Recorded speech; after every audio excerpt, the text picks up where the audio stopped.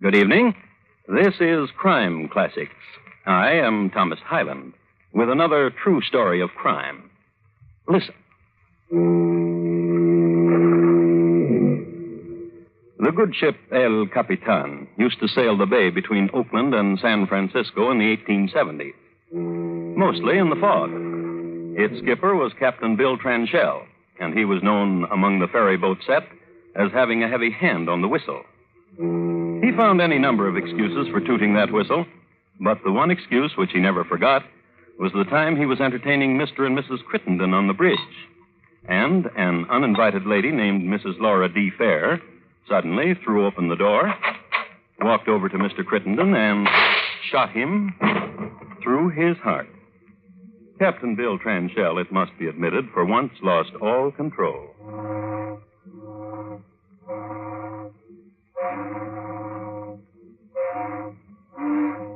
And unwittingly gave the nautical signal for icebergs in San Francisco Bay, which caused much hoisting of flags and battening of hatches, but could not change the fact that Mr. Crittenden was lying face downward on the deck. So, tonight, my report to you on the incredible trial of Laura D. Fair. Crime Classics, a series of true crime stories taken from the records and newspapers of every land from every time. Your host each week, Mr. Thomas Hyland, connoisseur of crime, student of violence, and teller of murders. Now, once again, Thomas Hyland.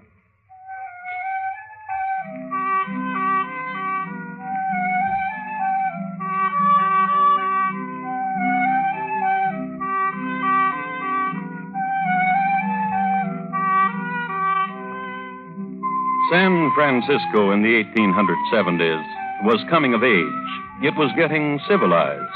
By this I mean that gentlemen who carried guns wore them beneath their coats, and the can-can could be viewed by mixed company. And mixed company was the theme of the day. It was a very romantic time, and a time of elegance, of crystal chandeliers reflecting swirls of silken gowns, and from another angle so did polished brass cuspidors. Already the names Barbary Coast, Nob Hill, Gold Coast, and Chinatown were becoming legend. And if we are to believe all we hear, Grandfather didn't have it so tough. If he chanced to look over a certain fence on a spring day in 1870, he would have seen this. A lovely lady on a swing, dipping, swooping, gliding, soaring. A lovely lady with a lovely name, Laura. Laura with a rose twisted in her hair. And on the ground, for Mama... Isn't my daughter a pretty sight, Mr. Crittenden? And Mr. Crittenden, late of West Point, Kentucky, and Virginia City. Truly the fairest of the fair, Mrs. Lane. Bewitching. If I didn't know otherwise, I'd say she'd been bred in the bluegrass. My daughter's first husband was from the bluegrass country. Now, how about her second husband? He never did say. There was no one around who would ask him either. Oh? He was forever shooting things, walls, chickens, various things. Your fair daughter has lived a fulsome life. Look at her up there, like a ladybird. Hello, Laura. Up there like a ladybird. You're going to marry my daughter, Mr. Crittenden? I fear she still grieves for her late husband. Her third husband was tragic. Poor Colonel Fair. That's the one who blew out his brains, isn't it? I wonder why. Mr. Crittenden. Yes? You're going to marry my daughter? If she weren't still grieving for the Colonel, why does she still bear his name? Why does she still call herself Laura Fair? Why not? Look at her, swinging like she does. Have you seen a woman more fair? No. Laura, come down here. Oh, the grace of my daughter. She is lovely. About 32, going on 33, and she doesn't swing as high as she used to. Mr. Crittenden. Yes? Forgive me for being rude. I forgot to ask you. How is your wife? In the best of health, thank you. You must tell her soon Mama, that... Mama dear, you get on the swing, Mama dear. Mr. Crittenden will give you a start. Oh, some other time. Mr. Crittenden and I were just talking about Mrs. Crittenden, dear. Oh, how is she? In the best of health, thank you. Have you told her?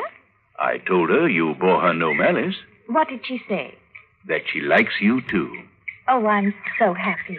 Now you go home and tell her you want to marry me. My dear Laura. You go home and tell your wife you want to marry my daughter. Come along, Laura, dear. Let's tat.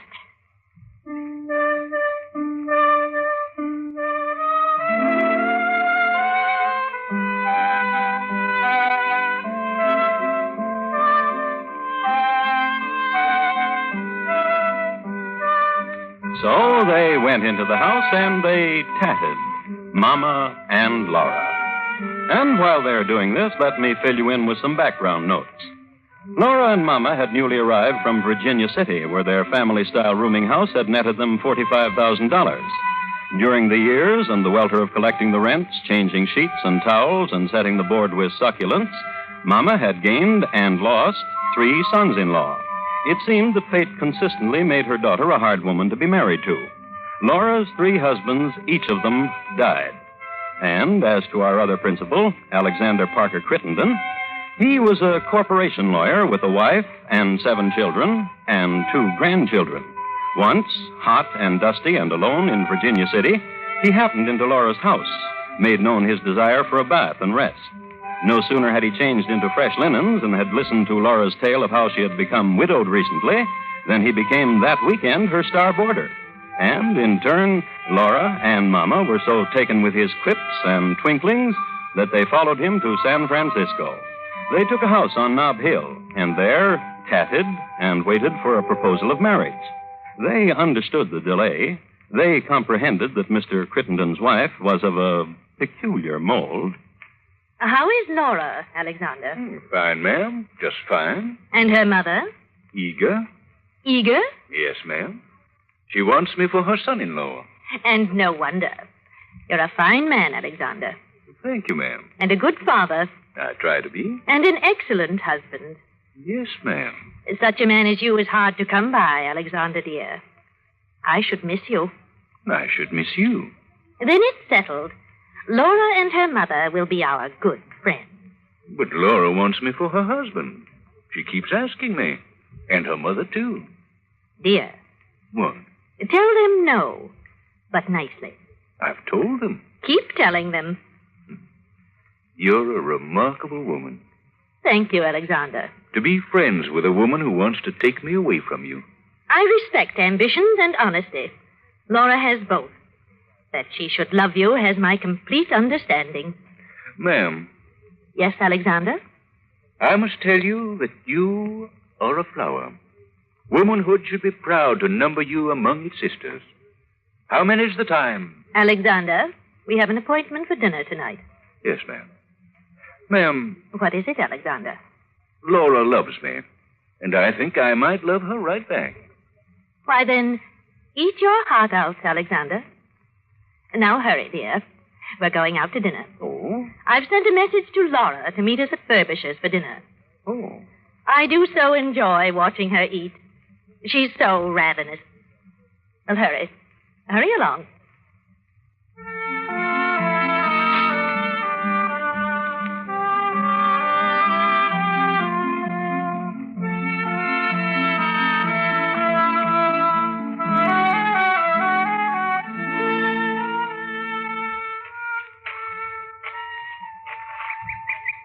Mr. Crittenden, Yes, Laura. isn't today a pleasant one, though? Every day is pleasant when I'm near you, dear Laura. And last night, how wonderful. Sitting between you and your wife. What a wonderful woman she is. I wish you two wouldn't like each other so much. We both have the same consuming interest in life, Mr. Crittenden. You? Laura, Yes. I must tell you that you are a flower. Womanhood should be proud. When are we going to get married? Soon. Upon your honor? Upon my honor. You're a liar, Mr. Crittenden. Laura. Therefore, I shall not see you again ever. Laura. I've thought it over, and that's the way I it is. love you, Laura. And you love your wife, too. Oh, I'd die without you. You love your wife more than you love me. No. Swear it. I swear it. Liar. I mean it, Laura. You'll see. I'll get rid of her somehow, and I'll marry you. I'll make her see that I don't love her. I won't even kiss her anymore. Swear it. I swear. I'll race you to the tree, Mr. Crittenden. All right. Come on. Come on, Mr. Crittenden. Come on.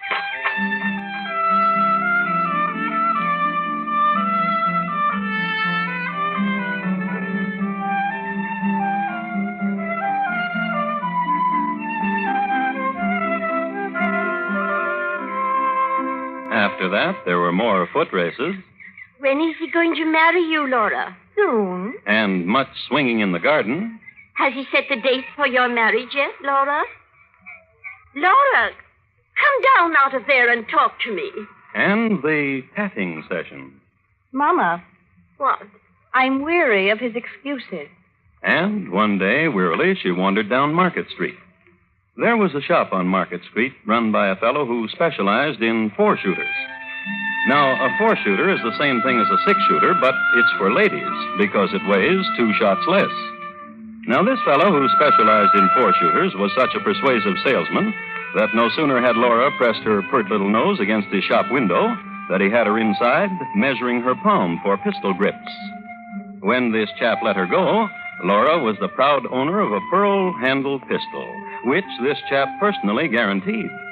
And that was in the days when a guarantee meant something. Also, you must be told that on the morning the purchase was made, Laura had been without a husband for 1 whole year. Laura had never experienced this omission since she was 18 years old. So, gun in purse, she took to following Mr. Crittenden around.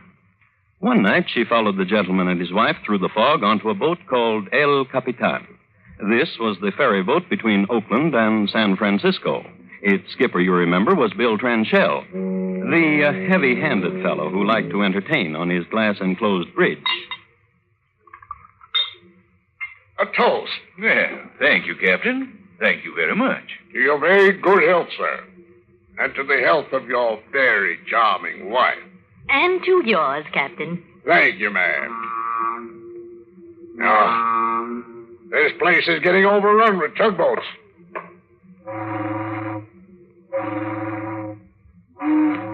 That'll show 'em.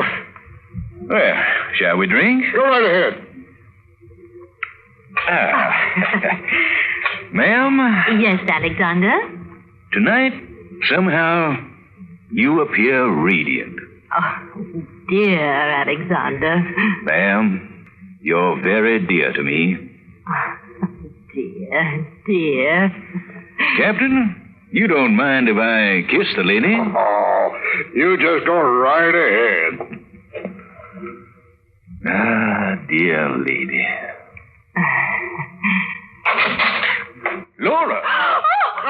No, you listen here. You said you wouldn't kiss her anymore.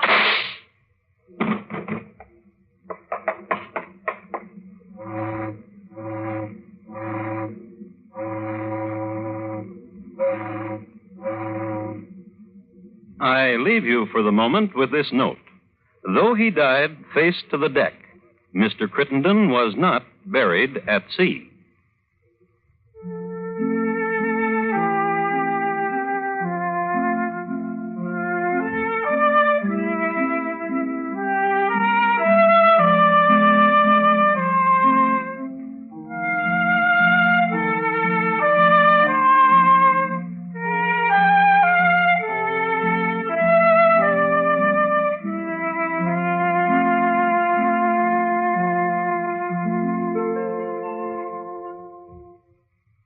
You are listening to Crime Classics and your host, Thomas Hyland, and his report to you on the incredible trial of Laura D. Fair.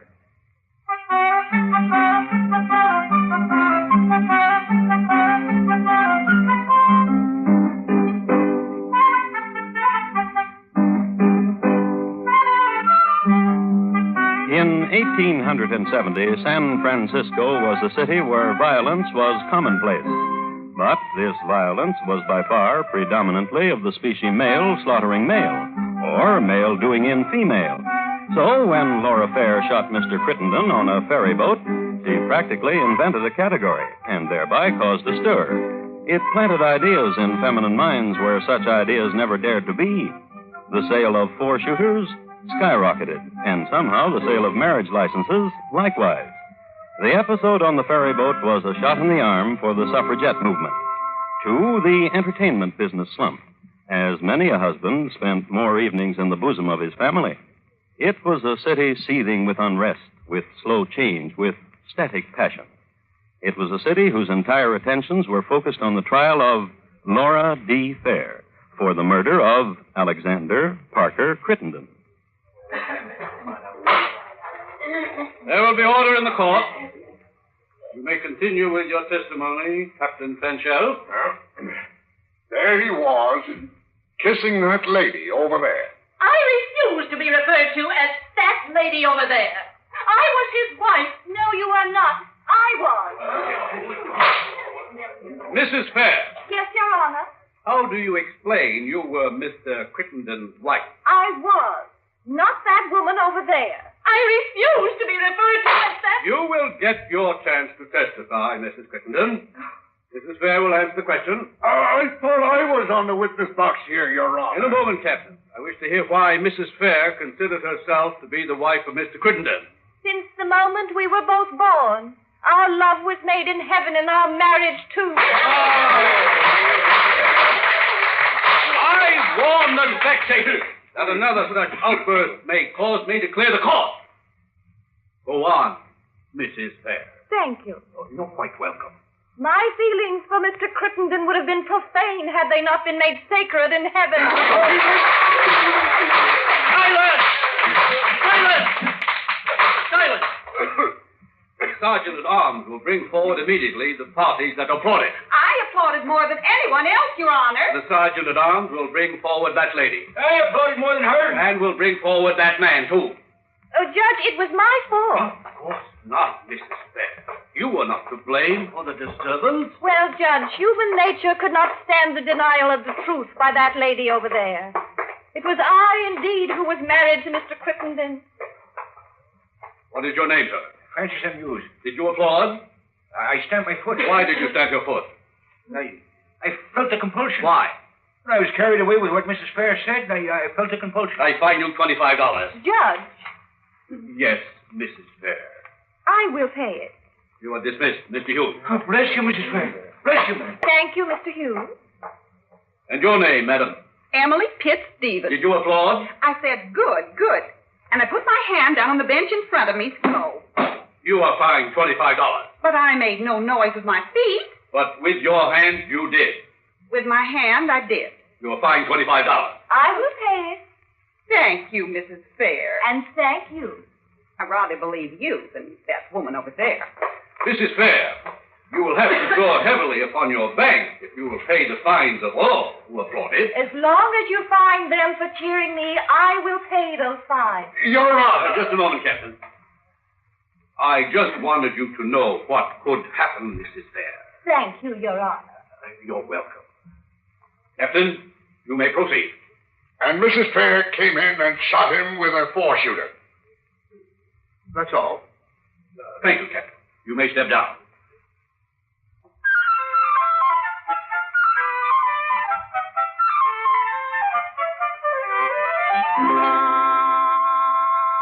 Yes, I have the court reports here. And that's what they say. And if you think this was an unseemly way to conduct a trial, I have something else here. I'd like to read it to you. This is a consensus of legal opinion of the time, and I quote, "The trial was conducted in the main thoroughly and well, with somewhat less regard for the decorum of the courtroom than is customary in most eastern cities, though far in advance of the practice in New York City in this respect." Unquote. And now that we have resolved any uneasiness you may have had about the conduct of the trial, let's listen in again. Mama on the stand is an imposing figure. She wears brocaded black and a great veil that drops from her hat to her waist. Her feet, however, were cold. Bring the lady a foot warmer. That cushion will do. Thank you, Manette. I think that'll be much better, Judge. Thank you. Your feet will warm up in no time at all. Oh, I'm sure of it. And now, what were you saying about your daughter? I've always had trouble with her. I know what you mean, being a parent myself. Oh, not like Laura. What do you mean? Doctors, doctors, doctors. My daughter has tried to kill herself on numerous occasions. There's madness in the family. Besides, my daughter's second husband was mad. I don't think that helped.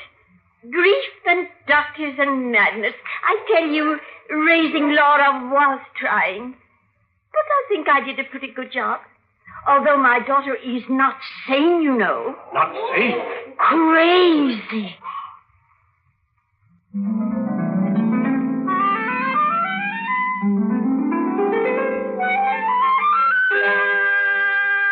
And doctors were called to corroborate, and this they did. Little-known facts about Laura Fair were brought to light and caused more nudging of elbows than applause. Some of her ailments, described by the learned physicians, had symptoms that weren't talked about very much in those days. One medico described the raving exhibition put on by Laura, a recounting of which held spellbound his students at medical college. Another doctor described a malady owned by Laura Fair so vividly in one of the trade journals that he was considered 20 years ahead of his time. When faced with these revelations, Laura accepted them by lowering her eyes modestly. Dr. Leonard Bifrosser, chief spokesman for the doctors, summed up medical testimony by suggesting strongly that Laura was unconscious when she shot Mr. Just a moment. That's what it says. Laura was unconscious when she shot Mr. Crittenden. Back to the trial now, and the lady who became Mrs. Crittenden by marrying Alexander in the city hall, somewhere in Kentucky. It is ridiculous to believe there is madness in that woman over there. She's vicious, predatory, and since the moment she was thrown in contact with my husband, she pursued him, worried him, and pled with him to marry her. That this necessitated getting rid of me didn't worry her in the least. She killed my husband out of frustration and anger. That woman there! The high spot of the trial was on a morning in November. The court had denied Laura permission to lie on her lounge, upon which she had reclined throughout the trial. So Laura has been made to arise and take the stand, was so sworn in, demanded and received a foot warmer, and said interesting things like this. I told Mr. Crittenden to let his wife keep the furniture. I told him we could get new furniture in a new home, and that in every corner in each room we could kiss, and he could hold me in his arms in each chair, sit by me on the sofa, hang over me while I played his favorite march on the piano. In the afternoon, she enthralled listeners with this.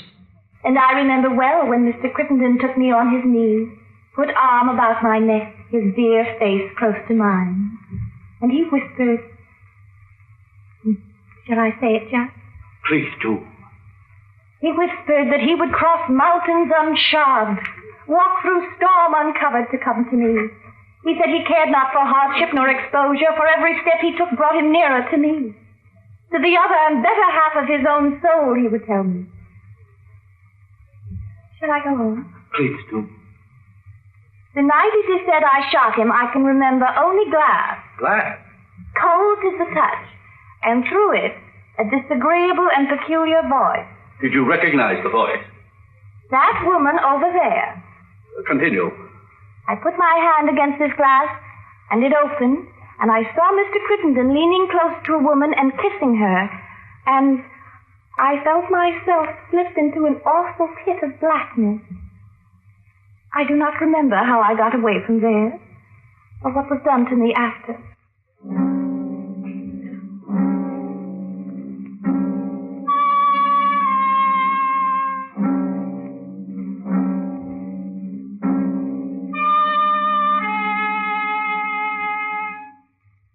Gentlemen of the jury, have you reached a verdict? We have, Your Honor. The accused will rise from her lounge and face the jury. The jury will face the accused. And what is your verdict? Guilty of murder in the first degree.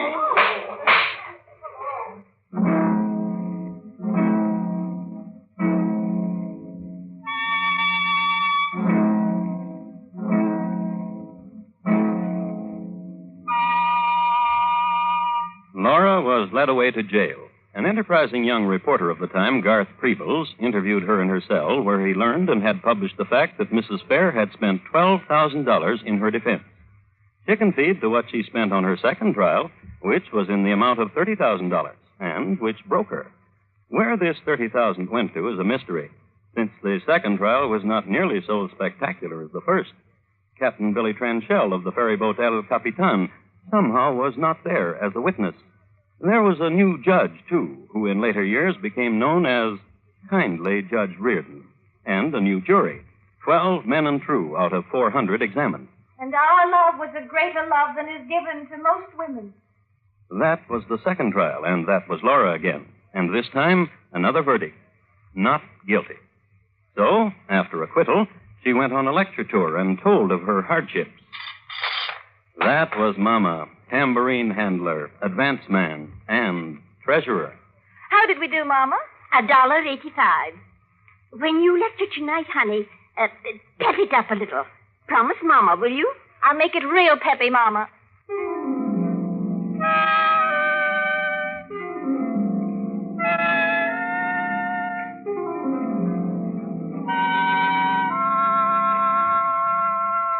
Mama passed her last tambourine one cold winter's night in Sacramento in the year 1889. But Laura lived on. She lived until the age of 82, after another husband and another long period of widowhood. Until the moment of her death, she insisted that Mr. Crittenden had only been her very good friend. And once, in a moment of mutual transgression, they held each other's hand. That's what it says, right here.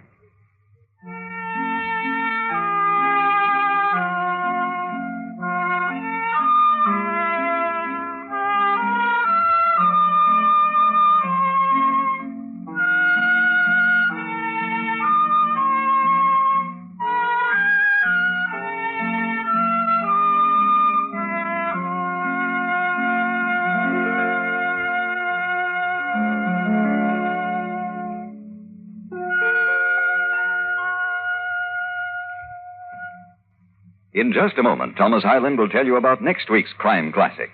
Laura D. Fair, tonight's crime classic was adapted from the original court reports and newspaper accounts by Morton Fine and David Friedkin.